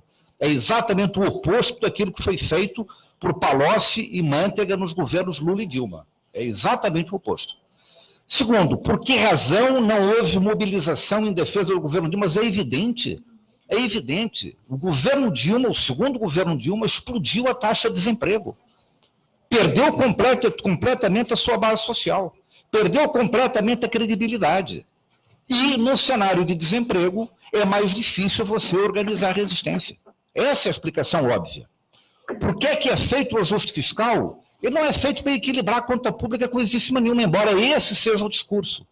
As 920 maiores empresas fora do setor financeiro estavam com uma taxa de lucro declinante de 2012 a 2015. Em 2015 tiveram, na média, prejuízo e recuperaram essas taxas de 2016 em diante.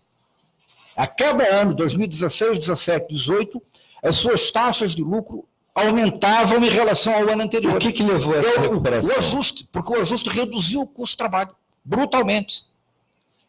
Foi exatamente isso. E a atividade econômica também não decaiu? O empresário não está preocupado com massa de lucro, está preocupado com taxa de lucro. Uma das ilusões do Lula foi achar o seguinte: esses caras ganharam dinheiro como nunca. O haver mais renda na sociedade dá mais mercado para eles. Eles não estão preocupados com isso. O empresário está absolutamente preocupado com a rentabilidade do seu negócio. Se o mercado aumenta e ele tem que expandir, isso para ele significa o seguinte: que uma parcela do lucro dele vai ter que ser reinvestido. Você tem certeza que é isso exatamente que ele quer? Que a prioridade dele é essa? Quando a taxa de lucro dele estava declinante, a gente tem que parar de fantasiar sobre o que é o pensamento capitalista. Empresarial. O empresário pensa no seu negócio, no curto prazo, não pensa e não age de forma agregada no seu planejamento. Ele está olhando o seu custo, está olhando a sua taxa de lucro e toma as suas decisões em função disso. E imaginar que possa ser diferente é uma ilusão que em muitos momentos o Lula teve e que é uma bobagem. Assim, não existe essa parceria estratégica. O empresariado se volta contra os governos do PT quando a sua taxa média de lucro caiu. Porque aí o pacto estava rompido. Né? E não havia nenhum preparo para enfrentar as consequências políticas disso, porque a governabilidade estava assentada num acordo parlamentar que só se sustentava enquanto o governo tivesse prestígio social. Com o ajuste fiscal feito pela Dilma, o prestígio do governo vai ao chão e, evidentemente, esse pacto de governabilidade se rompe. Daí vem o golpe de 2016. Agora, essa, vamos dizer assim, essa maldição aí do superávit fiscal, que você muito bem chamou a atenção, é que isso tem impactos negativos para a economia.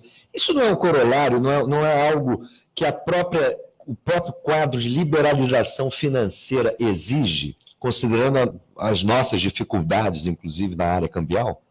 Numa moeda indexado ao dólar ou numa economia dolarizada, sim. Né? A situação, por exemplo, o Equador vai viver de crise em crise porque não tem soberania monetária. A situação grega também era... Qualquer dívida pública no Equador é dívida externa.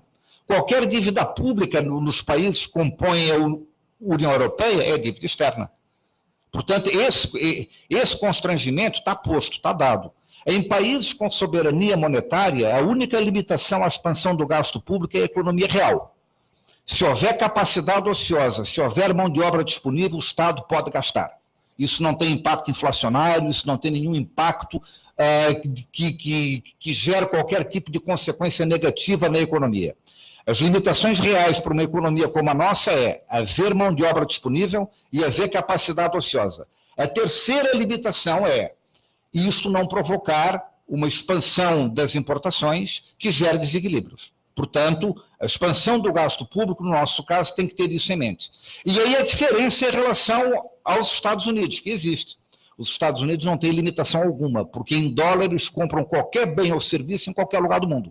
Nós não. Só podemos comprar em reais aquilo que é ofertado no Brasil em reais. Isso é uma limitação em relação a eles. Mas veja, é uma limitação que nós temos em relação aos Estados Unidos, mas nós não somos o Paraguai, cujo grau de abertura econômica é brutal e qualquer aumento do gasto público impacta direta e imediatamente a pauta de importações. Portanto, o grau de soberania monetária que um país como o Paraguai tem é muito menor do que o nosso, que temos uma economia muito maior, muito mais diversificada e muito mais complexa, apesar de ter perdido complexidade, apesar de ter perdido diversificação. Nildorix. Tem essa ideia de que a economia brasileira é mais complexa que a paraguaia. O espelho paraguaio não é mais adequado. O espelho mais adequado para nós é o caso argentino e o caso mexicano, em especial o caso mexicano. Veja, o buraco negro da argumentação do Fevereiro é o seguinte: por que a Dilma, podendo estar no melhor dos mundos possíveis, optou pelo pior dos mundos possíveis? Por que ela foi fazer, em determinado momento, foi um estelionato eleitoral completo do PT, apoiado por ela, por Lula e todos esses políticos vulgares que dirigem o PT? Qual foi a grande questão? Como explicar que tudo está indo bem e, de repente, a presidente Dilma ganha uma eleição apertadíssima contra Arminio Fraga e decide, no outro dia, dar a condução da política econômica para um office boy do Bradesco, depois do presidente Lula convidar o próprio Trabuco, presidente do grupo, para assumir as finanças nacionais? Por que ela operou essa mudança? Nós temos que explicar isso, não é pela burrice da presidente Dilma, que muita gente, inclusive dentro do PT, fica espetando o presidente Dilma como se ela não tivesse os atributos políticos e os salamaleques do parlamento em relação ao Lula. Não é porque ela é malévola, não é porque ela é ignorante, não, porque condições objetivas levaram ao ajuste. É isso que nós temos que ver. Essa é a primeira questão. Segundo, generosamente se fala em desindustrialização. Eu diria que esses são as lágrimas cepalinas. Nós temos aqui no Brasil o aprofundamento da dependência. Por que razão as montadoras estão saindo do país? E não estão saindo de todos os países. Pegue, por exemplo, a produção de veículos no México e no Brasil. No México aumenta, eles tiveram uma solução. Qual é a solução? Vender para o mercado estadunidense. Quase 90% do comércio exterior do México é com os Estados Unidos. É um aprofundamento da dependência máxima. Esse é o caminho do Paulo Guedes. O Brasil chega não só tardiamente, e como mencionou aqui o Patrick, há uma margem para baixar os salários e eles estão baixando os salários e querem chegar no nível do salário mexicano, produto do Tratado de Livre Comércio com o Canadá e com os Estados Unidos. Violentíssimo. A queda dos salários no México é o espelho pelo qual os sindicatos brasileiros devem se orientar, porque vai ser muito violento no setor público e no setor privado. Então nós temos que explicar essa questão, por que a dependência foi aumentando. Falar em soberania monetária nesse contexto é uma ilusão, atribuir é quase como o Barão de Vilsachen se puxar, sair do buraco pela cabeça, porque não há possibilidade de soberania monetária, e o Patrick menciona aí algo que eu considero fundamental. É necessário baixar o salário por uma razão de custo interno do capitalista. Por quê? Porque a abertura da economia, inclusive nos bens intermediários, é muito grande e ele compete com a elevação da produtividade da economia global gigantesca e com a presença da China, que é algo que, se o Marx se espantou com a Inglaterra no século XIX, hoje ele ficaria estarrecido com o chão de fábrica da China e dos Estados Unidos, e também na Índia. Então, a possibilidade de uma retomada da industrialização na periferia capitalista, hoje ela é impossível, por um último argumento fundamental. Toda a política econômica do petismo, que seguiu com Temer, e segue com Bolsonaro, e agora está em pleno curso, é o processo de superendividamento do Estado brasileiro e do rentismo, cujo epicentro é a dívida pública. E Paulo Guedes, todo o terreno das desvinculações das receitas, essa desconstitucionalização do país, ela obedece a essa lógica, vai permitir ao Estado brasileiro potencializar o endividamento de estados, municípios e da União.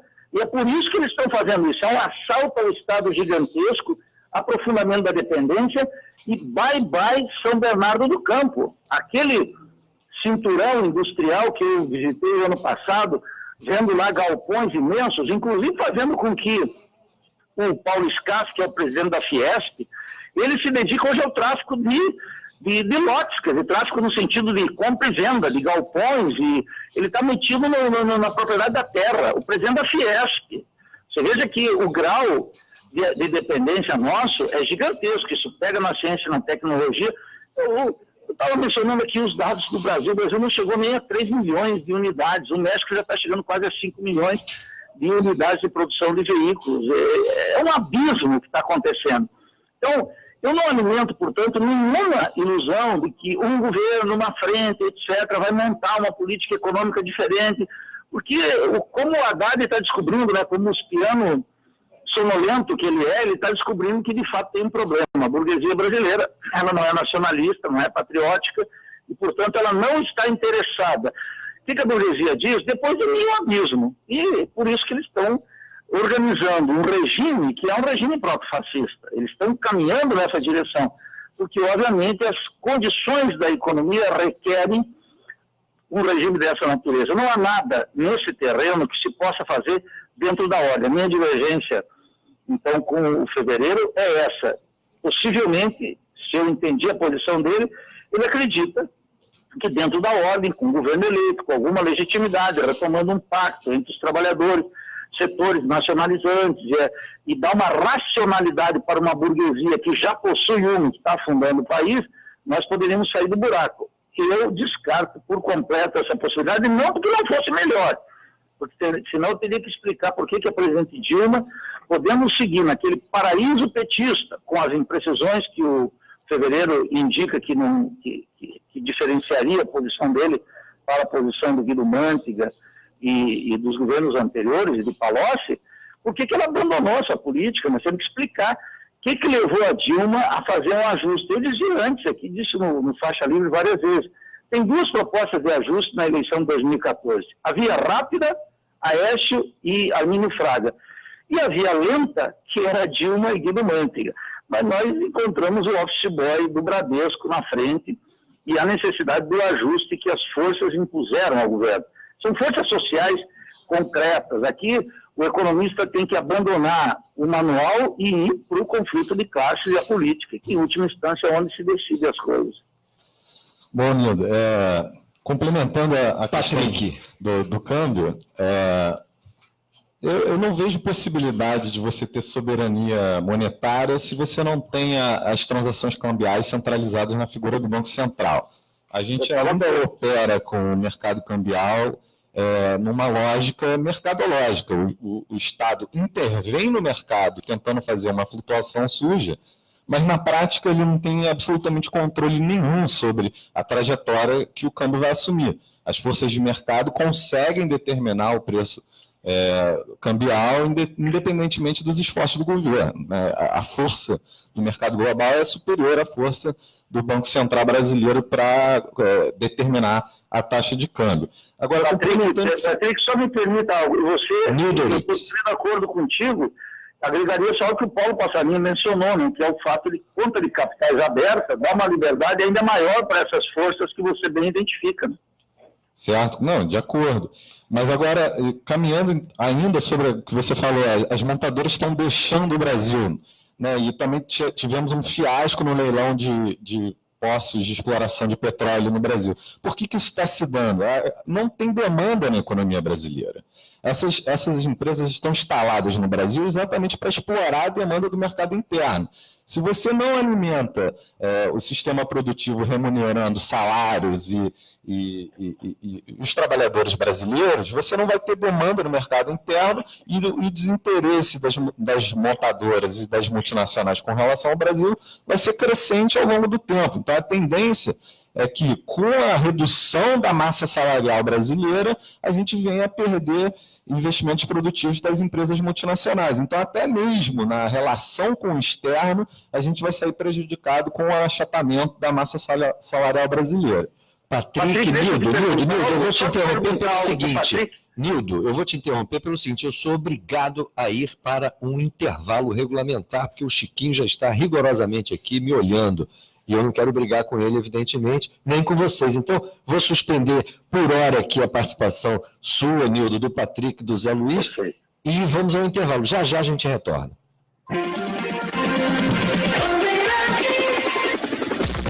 Trânsito. Nesse momento, ouvinte da Band que segue pela Avenida Brasil encontra trechos alternados de lentidão entre Bom Sucesso e o Caju. Na área de Manguinhos, teve mais cedo um acidente envolvendo carro e caminhão na pista central em direção ao centro do Rio. E com isso, as retenções ainda continuam como reflexos do trânsito desde Ramos. Pela linha vermelha, ainda perda de tempo entre a cidade universitária e o Caju, lembrando que tem a opção de caminho pela Avenida Pastor Martin Luther King Jr. para quem está saindo da área de Irajá, caminho opcional, ganhando um tempo. Agora, Team Live, Ultra Fibra, nas férias, a diversão em casa está garantida. Acesse teamlive.team.com.br ou ligue para 0800 880 4141 e assine Felipe Macon para a Rádio Bandeirantes, 1360 AM. Bandeirantes, 1360. Estamos apresentando Faixa Livre. Você, ouvinte do programa Faixa Livre, pode ajudar a mantê-lo no ar. Faça sua contribuição diretamente na conta do Banco do Brasil, agência 0183, dígito X, conta corrente número 142426, dígito 2. Esta conta encontra-se em nome da Associação de Engenheiros da Petrobras, a EPET, uma das nossas entidades patrocinadoras, mas seus recursos são exclusivamente utilizados para a manutenção do nosso programa. Por um Brasil mais forte, justo e transparente. A sociedade não aceita mais uma administração pública ineficiente e que a corrupção e a ilegalidade fazem parte do dia a dia dos jornais. O Brasil precisa de moralidade e profissionalismo, de servidores públicos éticos e competentes. Precisamos acabar com o clientelismo e a terceirização nos órgãos públicos. Não é justo que o Brasil seja administrado por alguém que não foi eleito e nem fez concurso público. Quem passa num concurso público tem legitimidade e competência para ocupar esse espaço e ajudar a construir um Brasil melhor. São esses brasileiros os responsáveis pela defesa do interesse nacional, fiscalizando os agentes públicos e privados, elaborando políticas públicas e controlando o cumprimento da lei. Não podemos permitir o desmonte das carreiras de Estado em favor de interesses político-partidários. Valorizar o servidor concursado efetivo é preservar as liberdades democráticas e os direitos do cidadão. Movimento Nacional em Defesa do Estado Brasileiro. Petróleo, eles estão de volta. No Brasil Colônia levaram nosso ouro e agora estão levando nosso petróleo e gás. Voltaram, não para pagar a conta ou pedir desculpas, mas porque agora querem o pré-sal. Portugal com a Petrogal, Espanha com a Repsol, Inglaterra com o BG Group, Holanda e Inglaterra com a Shell. Pelos leilões da ANP, as empresas estrangeiras já detêm metade do nosso petróleo. Reaja, o petróleo tem que ser nosso. Ouça, acompanhe e participe do programa Faixa Livre. Segunda-feira, das 9 às 10 horas da manhã. De terça a sexta-feira, das 8 às 10 horas. Sempre na Rádio Band AM 1360. Um debate atual e diário sobre política, economia e as grandes questões nacionais e internacionais que influenciam o nosso dia a dia.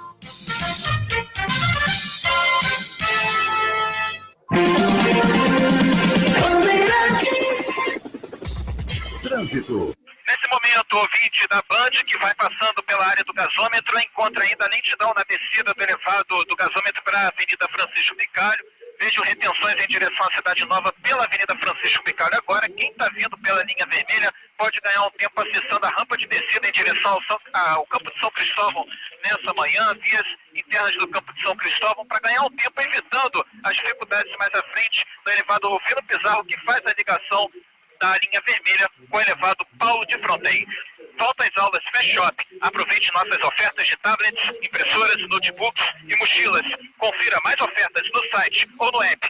Compre agora e receba em casa ou vá a uma loja Fast Shop. Felipe Macon para a Rádio Bandeirantes, 1360 AM. Rede Bandeirantes. Rede Bandeirantes de Rádio. Voltamos a apresentar Faixa Livre. Estamos de volta, ouvintes, com esse debate palpitante aqui sobre a economia brasileira, com o professor Nildo Orix, com José Luiz Fevereiro e o professor Patrick. Zé Luiz, vou passar a palavra para você, porque muitas questões foram levantadas aqui, de alguma maneira houve uma contestação, principalmente por parte do Nildo, a essas suas posições. Queria que você respondesse aí, se possível, a ele, atentando para o seguinte: eu vou ser rigoroso agora no tempo, porque a gente está na reta final aqui do nosso debate, eu quero aproveitar ao máximo a contribuição de vocês. Palavra sua, Zé Luiz. Eu já falei aqui, quer dizer, utilizar o fato de que o Brasil tem um grau significativo de soberania monetária a favor de um projeto que modifica a correlação de forças entre capital e trabalho é absolutamente central.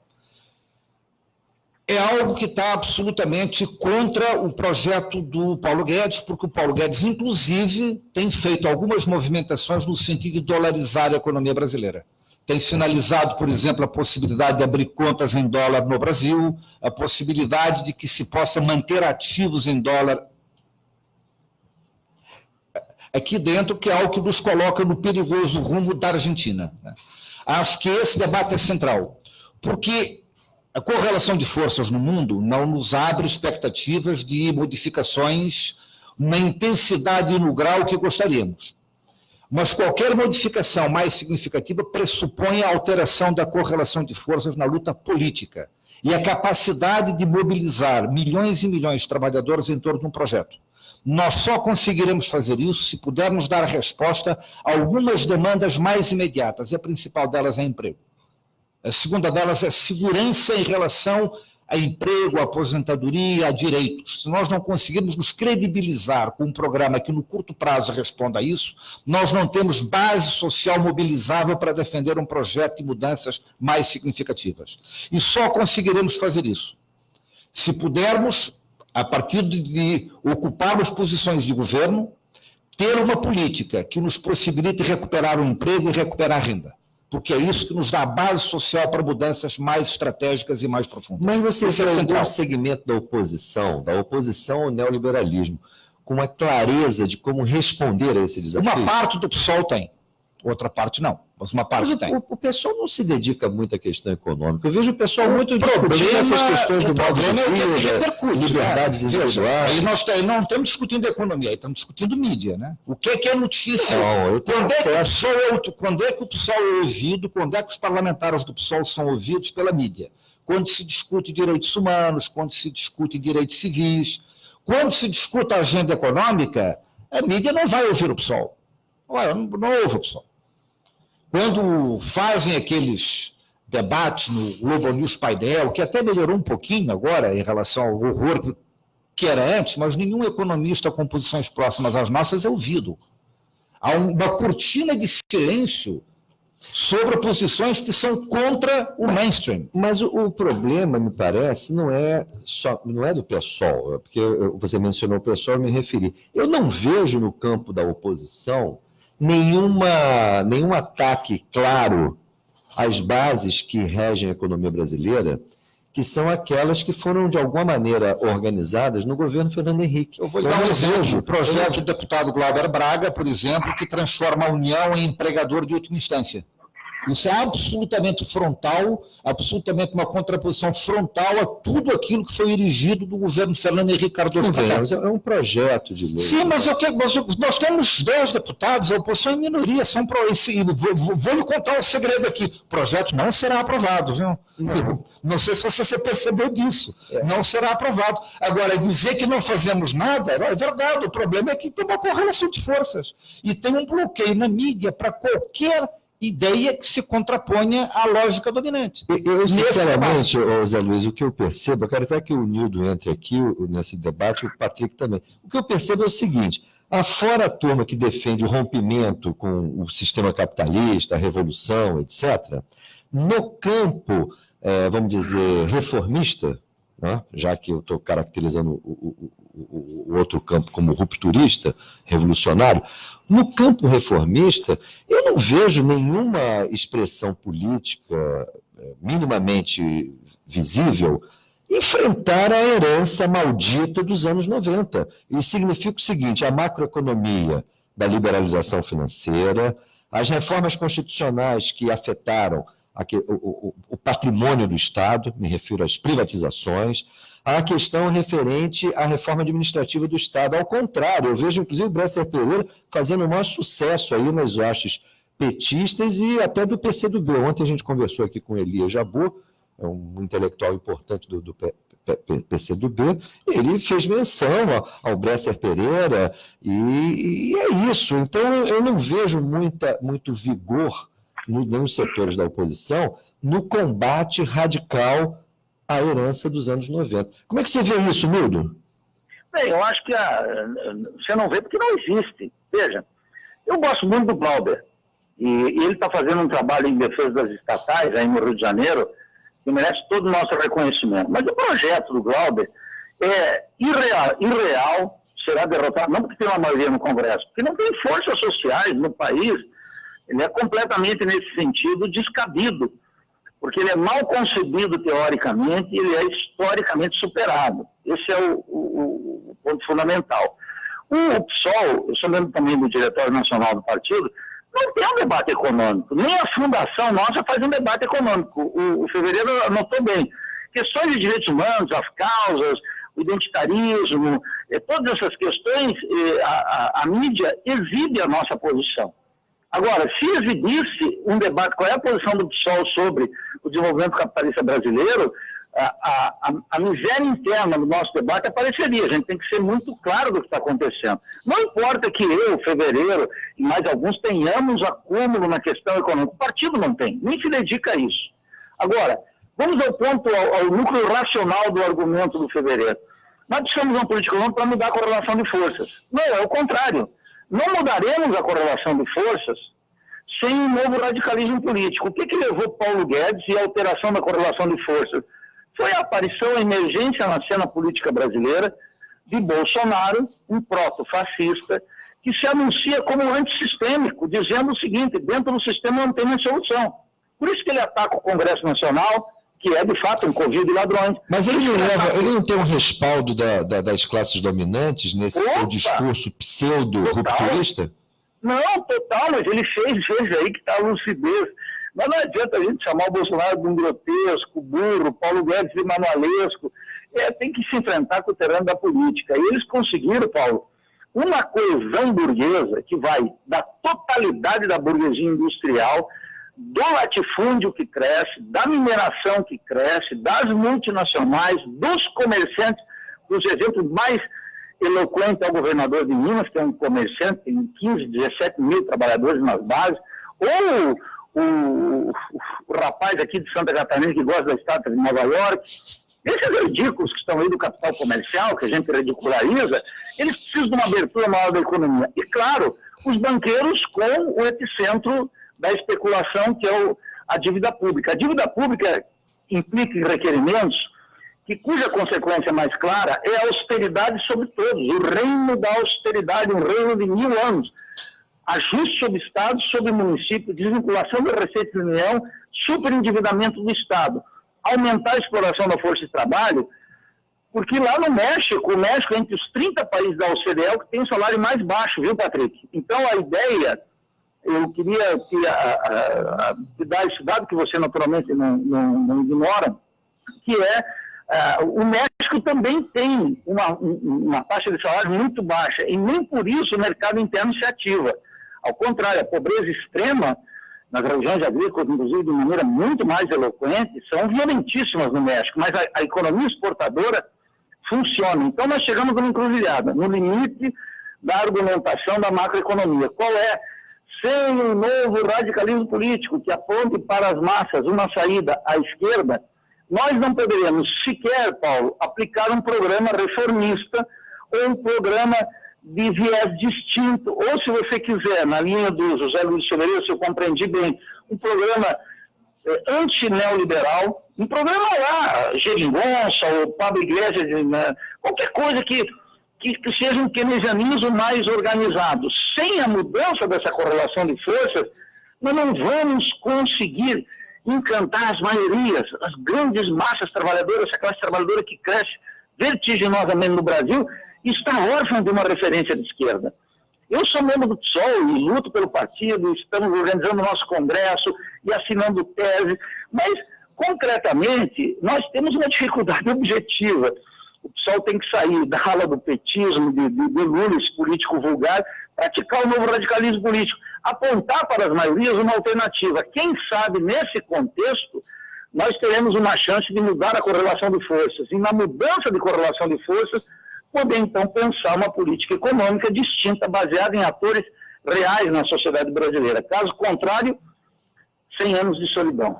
Olha, a Marisa Souza registra aqui sua alegria com esse debate. Ela diz, ouvindo atenta e cada vez mais preocupada. Obrigado ao heróico Faixa Livre e aos ilustres convidados. Aí, um elogio a vocês aqui, debatedores. E o Neto, Patrick, ele fala assim, Paulo, se a futura maior potência mundial, que é a China, tem um Estado forte, por que aqui no Brasil ainda insiste na balela do Estado mínimo? Isso não é irracionalidade? Posso ir até mais longe, não é somente a futura potência mundial que tem um Estado forte. Todos os países que têm algum tipo de relevância no mundo têm um Estado fortíssimo ao longo da história. Né? Se não fosse o Estado, talvez nós não tivéssemos sequer o tal do regime do capital, o sistema do capital. Uma criação do Estado. Né? E a Revolução de 49, né, Paulo? Sim, mas todos os países, de alguma maneira, fizeram revoluções, né? Desde a Inglaterra até os Estados Unidos, a França, aí a história ensina. Patrick. Paulo, não existe experiência histórica no capitalismo mundial de desenvolvimento econômico sem uma participação central do Estado, né? O Estado coordenou todos os processos de desenvolvimento econômico na história do capitalismo mundial.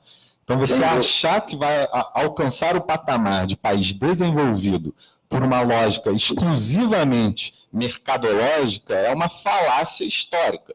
Né? Não, aponte uma experiência histórica onde isso ocorreu e talvez eu seja adepto a essa estratégia. Mas o que a gente, quando estuda desenvolvimento econômico, observa é que todos os países que estão lá nesse patamar de desenvolvido passaram por uma centralidade estatal na condução desse processo. Agora, voltando à discussão da base social e da esquerda desarticulada, eu só queria destacar um ponto, não quero apontar para o futuro, mas eu queria destacar um momento que eu entendo como chave para a perda e a desarticulação dessa base, que foi o ano de 2015. Né?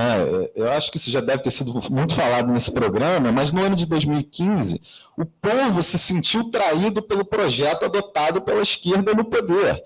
Né? O Levi foi nomeado ministro da Fazenda, desempregou 10 milhões de pessoas ao longo do ano e gerou uma descrença absoluta com relação aos governos de esquerda. Então, a gente ainda está se defrontando contra essa herança maldita do ano de 2015 e, subsequentemente, o ano de 2016. E aí, puxando para uma outra discussão que ainda não foi levantada aqui, o campo onde uma consciência social pode ser construída são as universidades. E as universidades são também a fronteira do conhecimento onde se pode gerar indústrias de tecnologia e, portanto, com empregos de qualidade. E as universidades são hoje os principais inimigos do governo federal. Então, a gente está numa encruzilhada dramática, porque a gente mina nossas possibilidades de desenvolver setores de fronteira tecnológica e a gente desarticula a consciência social que se forma dentro das universidades, colocando professores contra professores, alunos contra professores, descredibilizando o SISU, que é um dos principais sistemas de inscrição em universidades do mundo.